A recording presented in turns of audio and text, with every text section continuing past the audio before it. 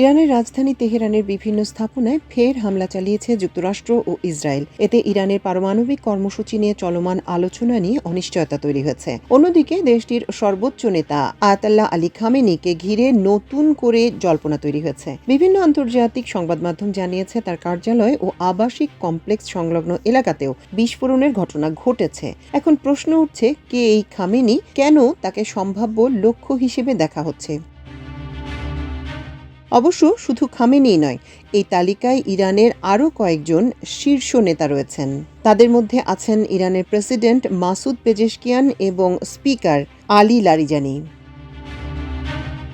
৮৬ বছর বয়সী Ayatollah Ali Khamenei ১৯৮৯ সাল থেকে ইরানের সর্বোচ্চ নেতা। তিনি ইসলামী প্রজাতন্ত্র ইরানের প্রতিষ্ঠাতা আয়াতুল্লাহ রুহুল্লাহ খামেনির উত্তরসূরি। খামেনি নির্বাসন থেকে দেশে ফিরে ১৯৭৯ সালে ইরানে ইসলামিক বিপ্লবের নেতৃত্ব দেন, যার মাধ্যমে যুক্তরাষ্ট্র সমর্থিত মোহাম্মদ রেজা পাহলভির শাসনের অবসান ঘটে।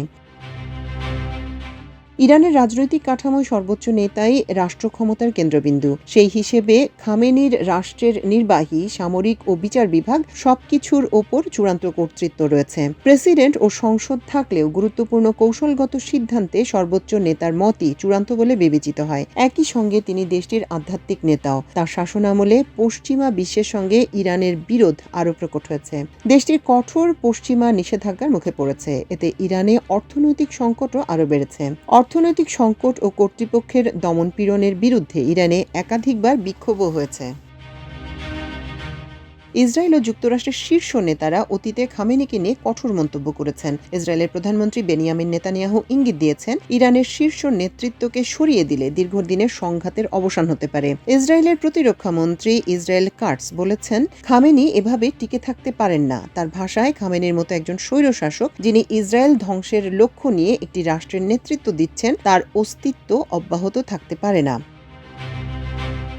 এর পাশাপাশি আছেন মাসুদ পেজেশকিয়ান। ইরানের পক্ষ থেকে দাবি করা হয়েছে তিনি সুস্থ আছেন এবং নিরাপদে আছেন, তবে তিনি ইসরায়েলের টার্গেটে রয়েছেন। ইসরায়েলি সংবাদ মাধ্যম চ্যানেল 12-এর প্রতিবেদনে বলা হয়, এখন পর্যন্ত ইরানে মন্ত্রী ও সামরিক প্রধানদের বাসভবন, প্রতিরক্ষা ও গোয়েন্দা মন্ত্রণালয়ের স্থাপনা ও প্রেসিডেন্টের ভবন সহ অন্যান্য স্থাপনাকে লক্ষ্যবস্তু করা হয়েছে। আর এই তালিকার সম্ভবত শেষ নামটি না হলেও অন্যতম নাম স্পিকার আলী লারিজানি। তার ব্যাপারে ইরানের পক্ষ থেকে এখন পর্যন্ত কোনো মন্তব্য না করা হলেও ক্ষমতার তৃতীয় অবস্থানে থাকা এই ব্যক্তিও রয়েছেন মার্কিন ইসরায়েল টার্গেটে।